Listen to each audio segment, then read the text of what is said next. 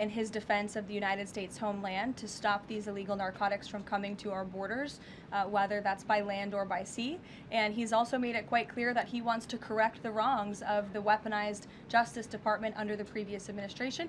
And Ouija, I'll call on you because I think we're wearing matching blazers today. I was going to Great compliment minds. yours.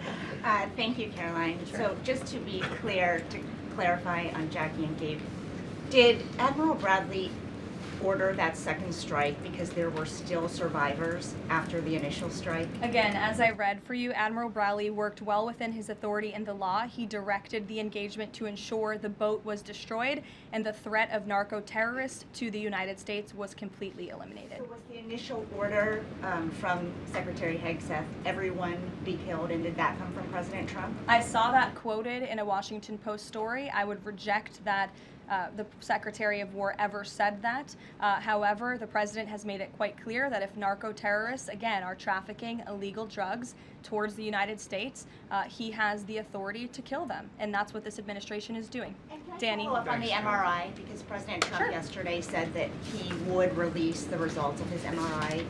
Is that happening right now? It is happening right now. As part of, and this is a summary from the President's physician, and we will release it right now. I think my team has it teed up for all of you. I'll read it for you, and then you'll get it physically as well. As part of President Trump's comprehensive executive physical, advanced imaging was performed because men in his age group benefit from a thorough evaluation of cardiovascular and abdominal health. The purpose of this imaging is preventative, to identify any issues early, confirm overall health, and ensure the President maintains long-term vitality and function. President Trump's cardiovascular imaging was perfectly normal. No evidence of arterial narrowing impairing blood flow or abnormalities in the heart or major vessels. The heart chambers are normal in size, the vessel walls appear smooth and healthy, and there are no signs of inflammation or clotting. Overall, his cardiovascular system shows excellent health. His abdominal imaging is also perfectly normal. All major organs appear very healthy and well perfused. Everything evaluated is functioning within normal limits with no acute or chronic concerns. In summary, this level of detailed assessment is standard for an executive physical at President Trump's age and confirms that he remains in excellent overall health. Again, we will provide that to you. I think that's quite a bit of detail, and in the effort of transparency, the President promised it last night, and we have delivered today. So there you go. Danny. Thanks, Karoline. Just going back to Venezuela, can you confirm that President Trump is going to be hosting a meeting of his national security team in the Oval Office today on Venezuela? And what are they going to discuss? Are they hoping to reach a kind of final decision on that? Out of the effort of transparency, I will confirm that the President will be meeting with his national security team on this subject and on many matters. He meets with his national security team quite often. He's the commander-in-chief. It's part of his responsibility to ensure that peace is ongoing throughout the world. I'm definitely not going to detail the specifics of a meeting between the President and his national security team that's taking place in the Oval Office, but I'm happy to confirm that meeting is taking place for you. Can you tell us, is there still, what's the position on whether US troops on the ground is a possibility there? Is that, I know you've answered that before, but what's the current operative in status? Venezuela? I think my previous answer stands. There's many options at the President's disposal that are on the table, and I'll let him speak on those. Ed. The U.S. announced a trade framework deal with the United Kingdom on pharmaceuticals, where they will pay 25% more, and the savings theoretically will go back to American consumers. What guarantees are in that savings will in fact go back to the American consumer and not be sucked up by the company? I'm going to be honest with you, Ed. I'll get you the answer to that question after the briefing. So the American Rescue Plan, Sure. Funded a number of universal income. Kush will get you that answer, right, Kush? My trade guy over here. The American Rescue Plan funded a number of universal basic income programs. Now Cook County, Illinois is extending that program into 2026 with $7.5 million of taxpayer money. What does the White House think about that? I'll also get you an answer on that after the briefing. Two for two. Go ahead. Sure. And then in the interest of transparency, does the White House support releasing the Department of Defense's video of those September 2nd strikes on those military boats? And also, separate topic on presidential pardon power. Why did the president commute the sentence of David Gentile recently? He was a private equity executive. He served 12 days out of a 7-year sentence. Prosecutors said he defrauded $1.6 billion with thousands of victims, including veterans, farmers, teachers. Why was he pardoned? To your first question, that's definitely not a decision for me to make. I would defer you to the Department of War. It's also probably a decision for the president himself to make. As for your second question with respect to that pardon, he issued a commutation for Mr. Gentile, who's the former CEO and co-founder of GBP Capital Holdings. Unlike similar companies, GBP paid regular annualized distributions to its investors. In 2015, GBP disclosed to investors the possibility of using investor capital to pay some of these distributions rather than funding them from current operations. Even though this was disclosed to investors, the Biden Department of Justice claimed it was a Ponzi scheme. This claim was profoundly undercut by the fact that GBP had explicitly told investors what would happen. At trial, the government was unable to tie any supposedly fraudulent representations to Mr. Gentile. In short, again, this is another example that has been brought to the president's attention of a weaponization of justice from the previous administration, and therefore he signed this commutation. Statements, though, say that these people were defrauded. I just read you a very detailed summary of why the commutation was made. Sure. In the middle with the red tie.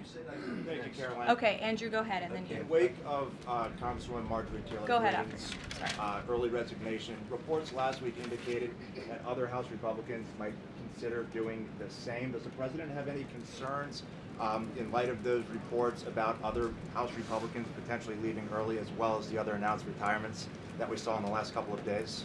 Look, I think the president maintains very good relationships with the vast majority, maybe with the exception of one or two. I think many in this room know who I'm referring to. Very good relationships with members of Capitol Hill within the Republican Party. And the president clearly is the unequivocal leader of the Republican Party. I think it was a recent CNN poll that actually showed that more than 90% of Republicans continue to support President Trump as the leader. So he maintains very good relations, as does his entire team here at the White House. And of course, we have a very slim margin in the House, and the president wants that to continue. Andrew, go ahead. I've got two for you. Sure. First, on the Venezuela strike. You said that second strike was in full accordance with the law of armed conflict, but the Navy's own manual of law of war says that specifically firing on survivors from a wrecked vessel is an example of a war crime that's forbidden under U.S. law and the law of armed conflict. So how was that second strike in following law of armed conflict, and then second on immigration? Again, Andrew, I would reiterate to you the strike was conducted in international waters and in accordance with the law of armed conflict. And since somebody asked about Congress, and it's sort of related to Venezuela, I also want to add that Secretary Hegseth spoke with members of Congress who may have expressed some concerns over the weekend. And there have also been 13 bipartisan briefings to Congress on the Venezuelan strikes. There have been a number of document reviews for members of Congress to review the classified DOJ Office of Legal Counsel opinion and other related documents. 29 senators and 92 representatives have reviewed those documents, which is about 2/3 of those are Democrat members, and they have been made available to all 100 senators, all 435 members of the House, and to general counsels of the relevant committees on a bipartisan basis for their review. On immigration, during your topper you said, and I quote, "Leaders also have a duty to preserve the integrity and character of our nation's national identity."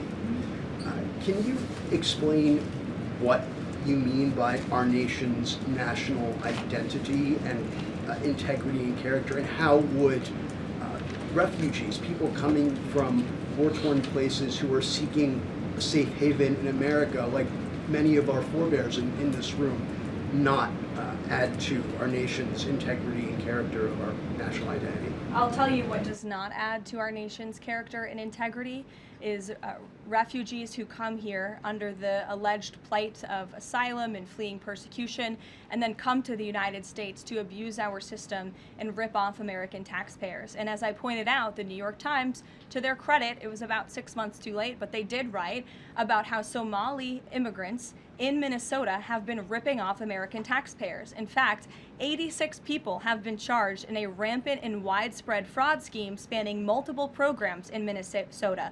Of those 86, 78 of those people are Somali, 91% of them charged. So far, 59 of those people have been convicted for their roles in fraud plots that have stolen $1 billion from taxpayers. In one scheme, and this is egregious, a nonprofit and its affiliates with these Somali migrants claimed to have fed tens of thousands of American children during the pandemic.